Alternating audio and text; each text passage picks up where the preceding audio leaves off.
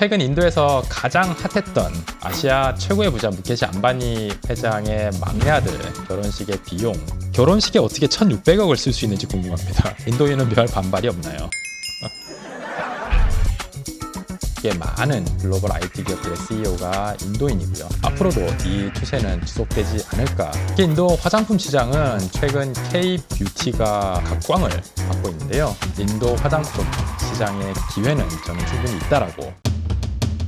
작년 초에 큰 이슈가 되었던 제2의 제3의 아다니 그룹이 또 나올 수 있는 것이 아니냐. 먼 5년 후에 이 얘기이긴 하지만 현 모디 총리가 연임이 어렵습니다. 그래서 2029년 이후에 인도 전체적으로 정권 리스크.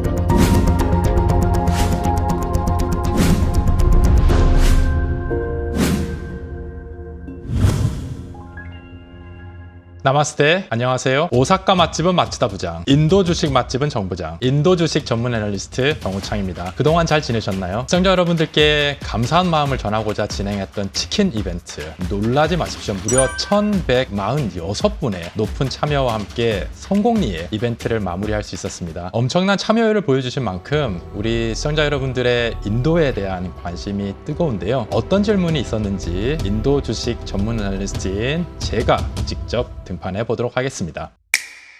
먼저 인도의 2024년은 한국의 1968년과 닮았다고 소개하면서 인도의 도시화를 알려드렸던 편이죠. 한번 댓글을 살펴보도록 하겠습니다. 네, 이번 편과 밀접한 질문들을 많이 주셨는데요. 하나 골라봤습니다. 아이디가 살짝 길어서 앞쪽만 말씀드리겠습니다. 유저 ZC455 님, 인도의 건설회사 중에서 가장 영향력과 경쟁력 있는 회사들과 관련 주식에 대해서 알고 싶다라는 댓글 내용입니다. 많이들 궁금해하시는 질문 중에 하나입니다. 인도 1위의 건설사는 라르손 앤 투브로라는 회사입니다. 상장사이고요. 시가총액 순위 11등의 대형 건설 회사입니다. 모디 3기 정부에서 특히 도시화 및 인프라 건설에 집중을 하고 있어서 라르손 앤 투브로와 같은 인도 대형 건설사들이 수혜를 받을 것으로 전망을 하고 있습니다. 예, 다음 질문.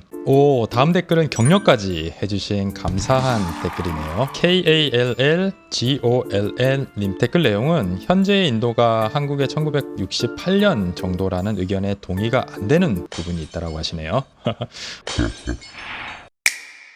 예, 중요한 포인트 얘기를 해주셨어요. 제가 한국의 1968년으로 비교한 인도는 인도 전체가 아니라 인도의 인프라 구축 속도 및 상황이라고 이해를 해주시면 좋을 것 같습니다. 인도는 워낙 인구도 많고요. 문화, 언어, 모든 면에서 다양하기 때문에 인도를 땡땡땡이다라고 한마디로 정의하기가 무척 어렵습니다. 인도의 디지털화는 한국의 5년, 10년 전 수준까지 지금 올라와 있는 상태이고 우리 KLL 골님께서 말씀해 주신 대로 IT 서비스 산업은 이미 글로벌 시장에서 미국과 1등, 2등을 다툴 정도로 글로벌 경쟁력이 매우 높습니다. 지금 인도가 인프라 및 경제 성장 측면에서 한국의 1960년대 후반과 비슷한 느낌이다라고 이해를 해주시면 좋을 것 같습니다. 예, 다음 질문. 네, 이어서 인도의 소셜미디어와 함께 디지털화를 알아볼 수 있었던 편이었죠. 인도 MZ세대 젊은 문화의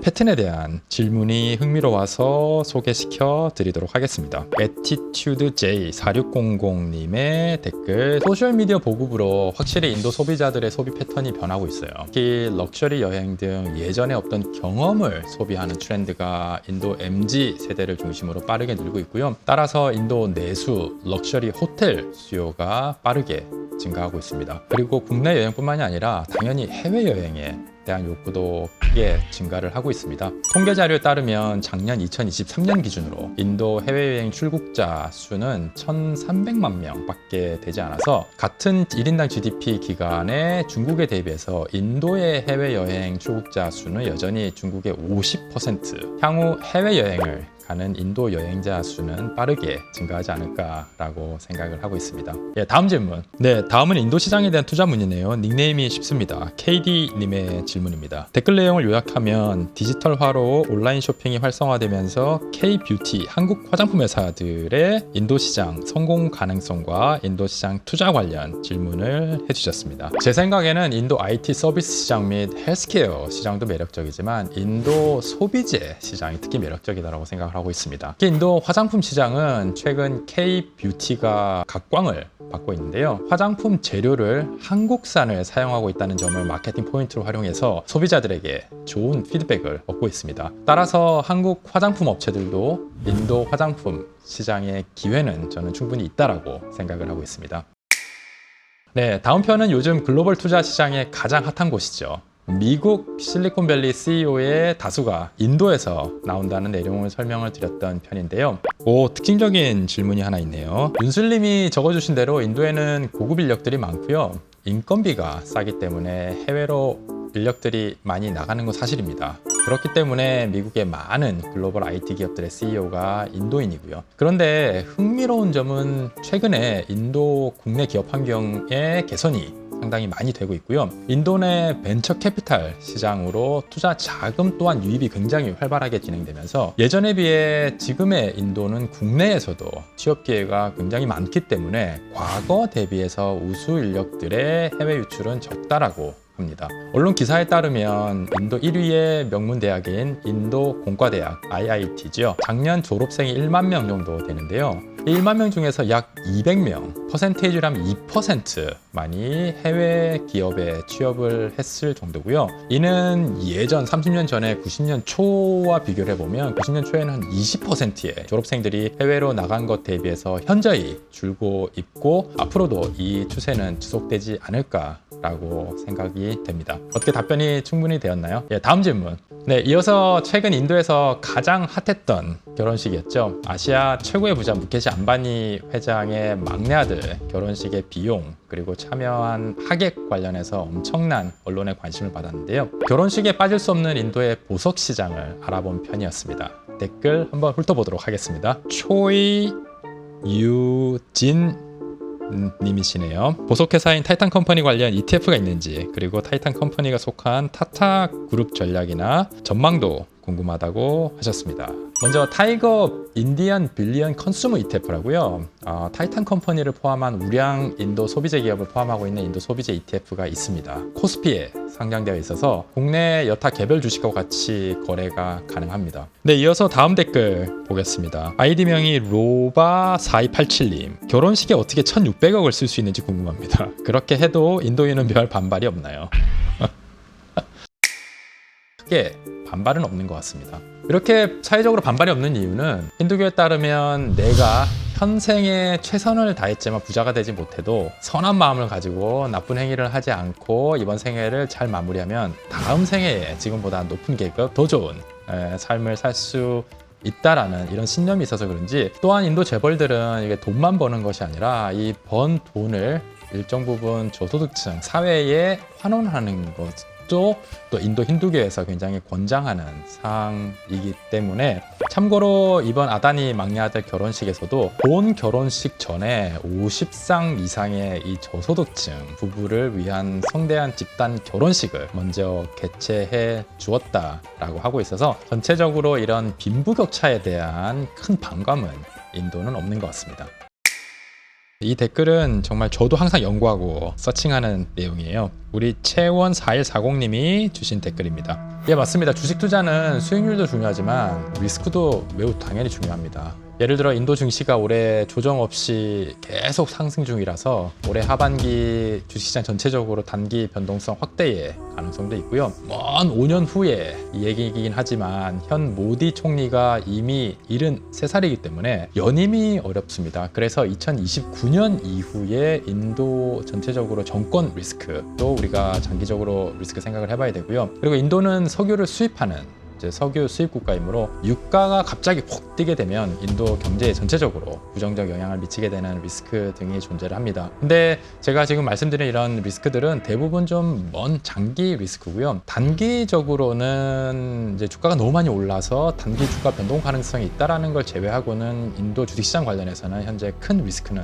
그렇게 많지는 않습니다. 마지막으로 하나만 더 댓글 읽어보고 가도록 하겠습니다. 댓글 내용을 요약하면 작년 초에 큰 이슈가 되었던 미국 공매도 리서치 기관이 힌덴버그 리서치에서 제기한 제2의 제3의 아다니 그룹이 또 나올 수 있는 것이 아니냐. 그 질문 주신 내용 관련해서 이제 제2의 3의 아다니 그룹이 나올 가능성, 리스크 뭐 0%는 아니다라고 생각을 합니다. 하지만 저는 가능성은 상당히 낮다라고 개인적으로 생각을 하고 있는데요. 아다니 그룹은 인도 인프라 산업을 이제 키워가고 있는데, 이 아다니 그룹은 다른 인도 대기업 그룹과는 좀 다르게 1988년에 창업이 돼서 비교적 연역도 짧고요. 그리고 인프라 산업 자체가 워낙 단기간에 자본 투자를 많이 해야 되는 사업이기 때문에 부득이하게 이 높은 차입금 비율, 그리고 주가 조작 가능성, 그리고 해외 자금 세탁 등의 의혹을 이제 미국 공매도 리서치 기관인 힌덴버그 리서치에서 제기를 했는데요. 제 생각에는 이러한 이슈들이 인도 주식 전체의 이슈라기보다는 아다니